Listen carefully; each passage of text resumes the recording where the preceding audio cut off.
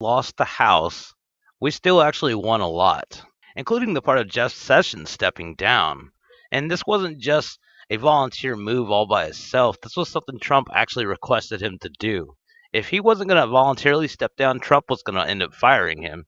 So there's actually a major role to all of this. Just want to throw in some demonetized. This channel's still sponsored by my tip jar. If you'd like to be able to support the channel, please just click one of the links in the description below. Thank you to everybody that's already supporting. Your support is what's helping actually fund the Buddy List social network and also keep my channel alive. So thank you so much, everybody. But yeah, this is totally great news about Sessions, though. And now we got Whitaker that's actually going to be stepping in. And I don't know if you guys remember what Whitaker was actually talking about in 2016, but he is really big on the whole entire Hillary email scandal, and he's actually been questioning ever since it started. And he's also been saying that he wanted a special counsel. Well, guess what? Now he's the Attorney General. So how do you think this is going to go, everybody? It says interim Attorney General Matthew Whitaker says he believes there is enough evidence of Clinton Foundation corruption to warrant a special prosecutor to investigate. In August of 2016, Whitaker told SiriusXM host Matt Boyle that he always believed this pay-to-play Clinton Foundation State Department situation is much more serious than the original Clinton email scandal. I'm going to go and roll the audio clip to that. The past week or so here, we've now seen, several seriously damning revelations come out about this whole, the intersection between the Hillary Clinton email scandal and the Hillary Clinton Cash, Clinton Foundation, Clinton Global Initiative, etc. Scandal, where the first thing is that there are 15,000 new emails that the FBI uncovered that she didn't turn, that were either to or from Hillary Clinton, that she didn't turn over to the proper authorities. Couple that together with emails between Doug Band of the Clinton Foundation and Huma Abedin at the State Department, Hillary Clinton's top aide, in which they literally arranged a meeting for the Crown Prince of Bahrain, a Clinton Foundation donor, with Secretary of State Hillary Clinton that he otherwise wouldn't have gotten if he weren't a Clinton Foundation donor, in addition to an Associated Press report that shows that more than 50% of the meetings that she took as Secretary of State for the United States of America were with people who were donors to the Clinton Foundation. Walk us through this whole web of new information that's coming out. Well, I've always said and believed that this pay-to-play Clinton Foundation State Department situation is much more serious than the original sort of where Jim Comey, the director of the FBI, stood up and talked about the emails and the emailing of classified information. That was serious, but the real ball game is the situation that you're describing, and that is where Clinton Foundation donors were given preferential treatment. And it's very interesting to watch the Clinton camp try to explain away these meetings. But like you said, 50% of the meetings that she took with people that were not essentially employees or representatives of countries or the like. So just sort of individuals that wanted to meet with the Secretary of State, 50% of those, as the AP has reported, more than 50% were Clinton Foundation donors. I mean, it is not possible for them to explain away that Clinton Foundation donors were given preferential treatment when it came to seeing the Secretary of State. I mean, it's just the way business was done. And we're starting, the frustrating thing for me continues to be she had the private email server to avoid public disclosure of her emails. She didn't turn over any emails until 2 years after she was supposed to in 2012 from the illegal server. And yet we are now almost 4 years since she finished serving, and we're still going to see another 15,000, what the State Department calls documents, and that's a very interesting term to me, so I think there's more to it than just the emails. And then the Judicial Watch continues to have their litigation with the State Department, and we continue to have revelations of more emails that are really, quite frankly, more concerning than the initial slug that we got that dripped out over the last year as part of the Benghazi investigation. So, I mean, this is kind of a big deal. And my group, the Foundation for Accountability and Civic Trust, has been pressing hard on the State Department and to try to get to the bottom of this together with groups like Judicial Watch. And so it's going to be very interesting if this can all be or is revealed before the beginning of November. Now, we know that a couple of weeks ago, and the mainstream media seems to have brushed over this. I mean, they put it out there and they buried it. But there were reports that came out that there were several career law enforcement agents at the FBI that wanted to launch a public corruption investigation into this angle of everything, right, with the Clinton Foundation and the pay-to-play politics here. And they were shut down by senior officials at the Justice Department, which we know Loretta Lynch and company there are pretty politically motivated in this regard. I mean, what do you make of that? I mean, as a law enforcement official yourself, I mean, you were this U.S. attorney for Southern District of Iowa for a while there. I mean, what do you make of when this kind of thing happens? I mean, that's just unbelievable to me that politically motivated people in Washington could shut down an FBI investigation like that. It is, and this is one of the reasons that a special counsel is required, because the President of the United States has given a full-throated endorsement of Hillary Clinton. Hillary Clinton has also said that she would more than likely keep on the Attorney General, Loretta Lynch, in that position. Mm-hmm. We have, don't forget the tarmac meeting that, for half an hour that preceded sort of all of these things being swept under the rug. The FBI director deciding that he was the judge, jury, and executioner, and giving Hillary Clinton essentially an FBI pardon. And so, we need somebody that is independent to look at these facts. I did hear reports, or at least one report, that the U.S. Attorney for the Southern District of New York is investigating the Clinton Foundation and these public corruption allegations, and that the FBI is investigating it.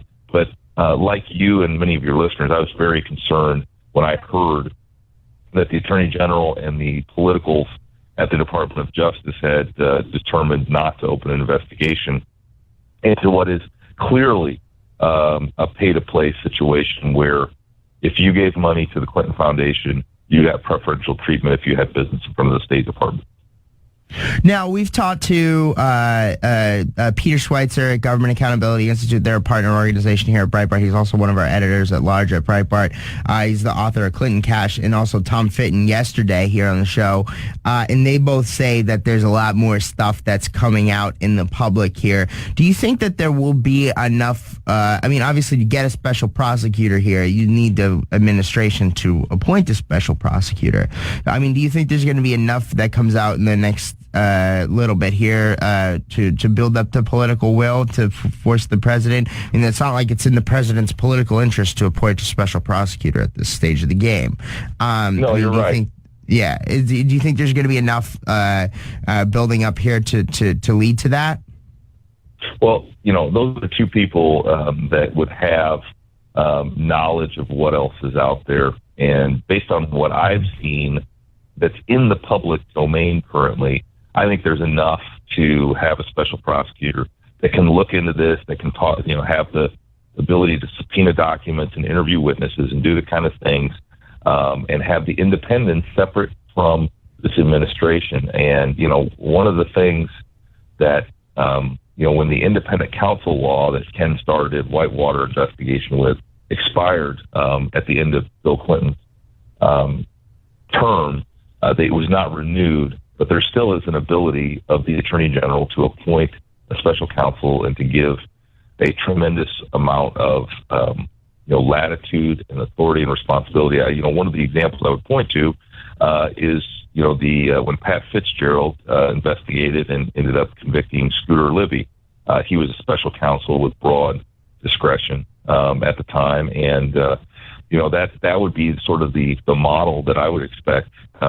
As this continues to come out, I mean, there is so much here. There is so much smoke. There are so many unanswered questions. I mean, all you have to do is open up your whether it's Breitbart News or whether it's the Washington Post or New York Times, and see all of the unanswered questions regarding this, and uninterested mainstream media to do the investigation. I mean, the fact that Judicial Watch has to carry the torch and do the investigation instead of groups like the Washington Post or the New York Times. I mean, sort of old-time newspapermen are rolling in their graves. It's sort of the path that Hillary Clinton is getting currently from newspapers that used to hold politicians accountable and used to do these types of investigations.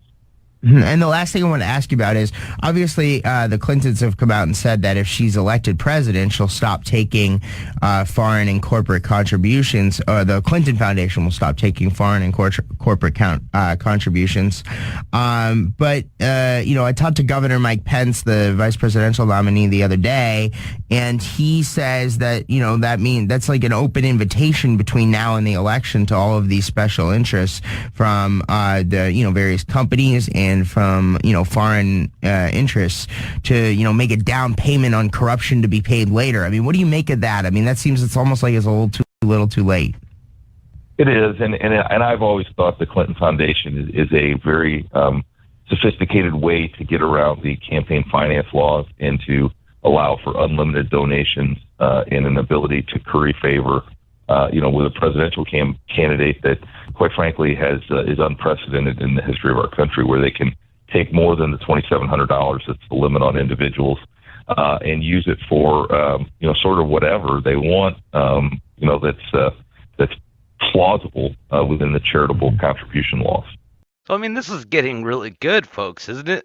I don't think Trump would have had Sessions step down so fast if he didn't already have something planned. I mean, this was already rolled up in his sleeves.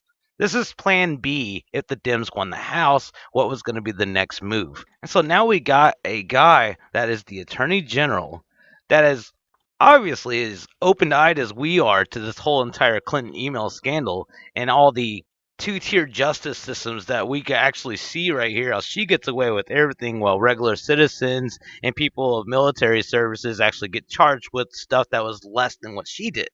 And so I think we're going to actually see something really juicy coming up really soon. But this not only covers Hillary Clinton, this is also going to go after James Comey. It's also going to go after Rosenstein and the rest of the chain down all the way to the Obama administration. So I'm actually pretty glad that we have this guy acting as our Attorney General right now, because Mueller is now trying to rush to indict Donald Trump Jr., stating special counsel Robert Mueller has set his sights on Donald Trump Jr. as his Russia-rigged probe nears its uneventful end. Last year, Trump Jr. testified that he never informed his father of a meeting with Russian officials promising dirt on Hillary Clinton. Despite this, the Mueller team are expected to haul him in for questioning. New York Mag reports 2 days ago, Gabrielle Sherman reported that the White House officials are concerned about Donald Jr. I'm very worried about Don Jr., a former West Wing official told Sherman, who fears Mueller will be able to prove perjury.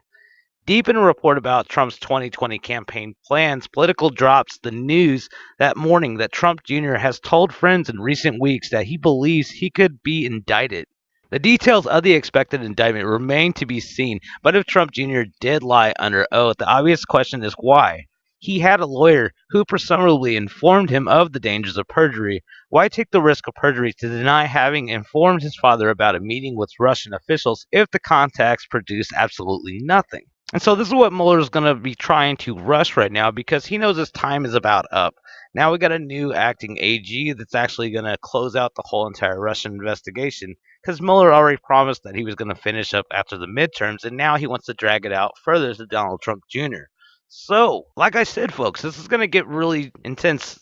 We're about to see stuff that we've probably never seen before, and we're actually going to see investigations of all the stuff that we've been questioning for years. We're going to finally see them actually gone through now. We're going to actually see the people that we've been saying are guilty for years prosecuted. This is it. This isn't wishful thinking. We actually have some real people now that's actually going to do their jobs and actually make sure that this stuff happens. We, the people, have been demanding stuff like this to happen for a long time. And, of course, they've been investigating themselves this whole entire time instead of allowing a special counsel to do it, which we already know how that goes to begin with. It's always going to be favoritism when you get to investigate yourself. And we all knew that. So this is going to be very interesting. I can't wait to see what the outcome's going to be with this. But what do you guys think about all this? Definitely leave your thoughts in the comments below. Thank you for watching. I'll probably do a live stream sometime later today. I don't know if it's going to be later in the afternoon or in the evening, but definitely plan on it. You guys should get a notification. And like I said earlier, if you guys want to be able to support the channel, please just click one of the links in the description below.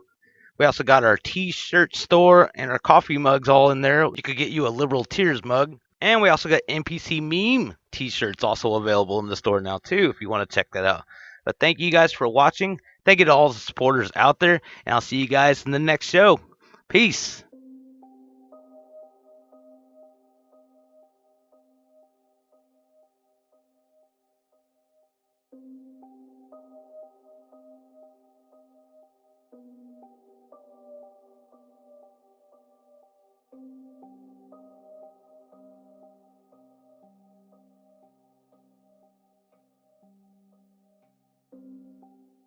Please subscribe to our channel, like our video, and comment below, and we'll see you on the flip side. Peace! And don't forget to click the notification bell.